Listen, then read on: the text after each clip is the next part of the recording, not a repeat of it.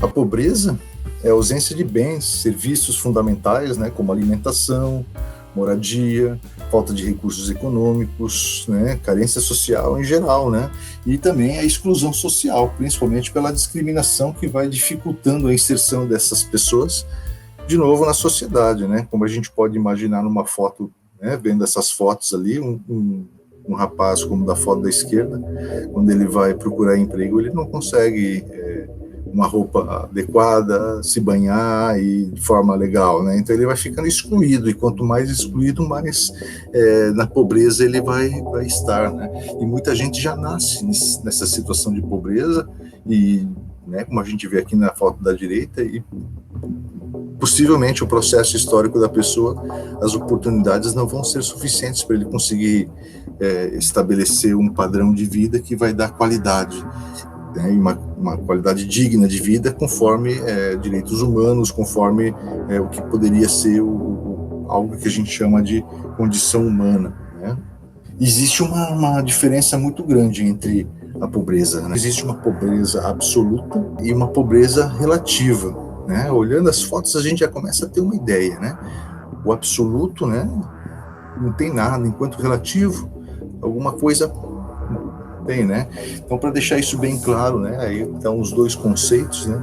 Pobreza absoluta, né, quando ela ocorre quando a pessoa não tem nada, absolutamente nada, né? Ela não tem nenhuma condição humana como alimentação, água potável, instalações sanitárias, né? Ela não tem residência, não tem acesso à saúde, acesso à educação, acesso à informação. São pessoas que vivem com menos de $1 por dia, né? Como a gente vê na foto ali, o guri ali, né, buscando algo no lixo. Foto de baixo, né? Pessoas que pelo menos têm uma casa, têm uma moradia, né? Elas, de certa forma, vivem também na pobreza, mas é uma pobreza mais relativa, porque elas não estão totalmente sem nenhum tipo de condição, mesmo que as condições sejam precárias, ela ainda consegue, né, lavar uma roupa e trabalhar, fazer algum serviço e sobreviver, né? São pessoas aí que vão estar, né, tendo uma renda na família, aí, uma renda per capita, né, uma renda por pessoa menor a R$91 por mês, né? As condicionantes de desigualdade social que geram a pobreza no Brasil e no mundo, né, elas não são consideradas da espécie humana. Quem faz isso não é humano, é algo totalmente fora do que nós consideramos ser um humano, né? Então, quando a economia ela fica acima da vida, isso é um problema sério, né? Porque dentro da perspectiva de Estado que a gente vive, de democracia, de república, de direitos humanos, o principal direito é o direito à vida, né? Depois o direito à propriedade, o direito a você ter liberdade de sobreviver, né, de se manter, de não ficar dependente de ninguém, né? E as pessoas pobres, né, as pessoas que vivem na parte baixa da pirâmide social no Brasil e no mundo, elas ficam totalmente a par das melhores condições de sobrevivência. Então, a gente tem aí uma sociedade muito desigual, né? Tanto para, né, quando a gente olha aqui a questão de etnia, né, brancos e negros, né, os números vão mostrando, né, as diferenças que existem, né, e entre sexo a mesma coisa, né.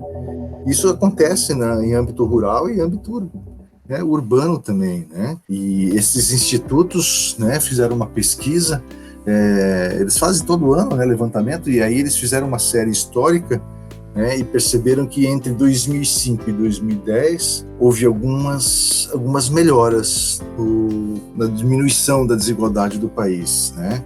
E aí eles começam a analisar por que isso ocorreu, né? O que fez essas melhoras acontecerem. E eles começam a identificar que essas melhoras elas ocorrem por programas sociais, ou seja, políticas públicas que vão gerando programas sociais, e, ao mesmo tempo, movimentos sociais que vão ganhando mais espaço devido à ampliação democrática no país, eles vão ganhando mais espaço, e aí as vozes deles vão gerando novas reações, e o governo vai, de certa forma, criando programas que amenizam, né, os problemas da desigualdade.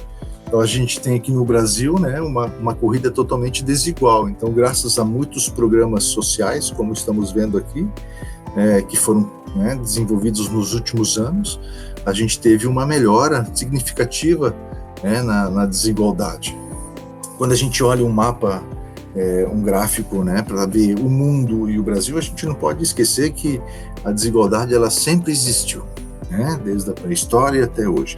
Mas a partir da Revolução Francesa, né, com o humanismo, com a ideia de igualdade para todos, liberdade para todos e fraternidade, e aí, a partir da Revolução Francesa, a gente começa a ter uma série de documentos e eventos que vão criando a Declaração Universal dos Direitos Humanos, e aí, a partir da Segunda Guerra Mundial, quando os países pela ONU assinam essa declaração e cumprem uma obrigação de transformar ela em uma coisa plena em seus países, é óbvio que cada vez mais vamos tendo menos desigualdade, menos problemas no mundo se compararmos ao passado histórico da nossa espécie, da nossa raça humana, né?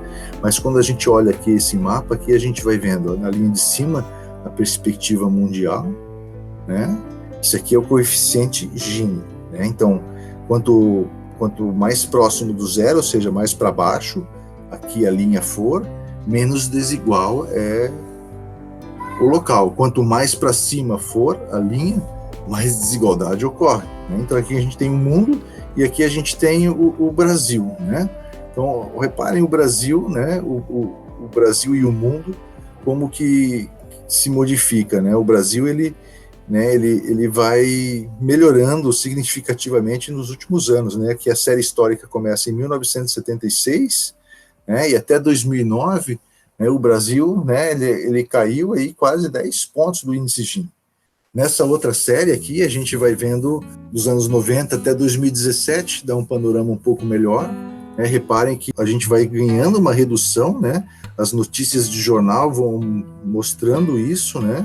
Quando a gente olha mais próximo, né? Ou seja, vamos olhar aqui, esse gráfico aqui vai de 2012 a 2019, ou seja, quando a gente olha isso aqui, reparem que deu uma melhorada, ou seja, a gente se aproximou mais do zero, né? Mas, de repente, a partir de 2014, veio a crise mundial, a crise política no país, né? Uma série de problemas, e aqui começou a subir de novo, ou seja, o país começou a crescer, a desigualdade social de novo. E aí, quando a gente olha esse período, a gente vai vendo que, né, foi caindo, né? Aí, em 2013, aqui a gente teve uma boa queda, certo? E aí, a partir dali, começou a subir, né? E é uma subida que vem vindo até agora, né? Então, nos últimos 3 anos, né, a desigualdade social do Brasil, ela se aproximou muito, né, ao que era um tempo atrás, né, que não se via desde os anos 90 ali.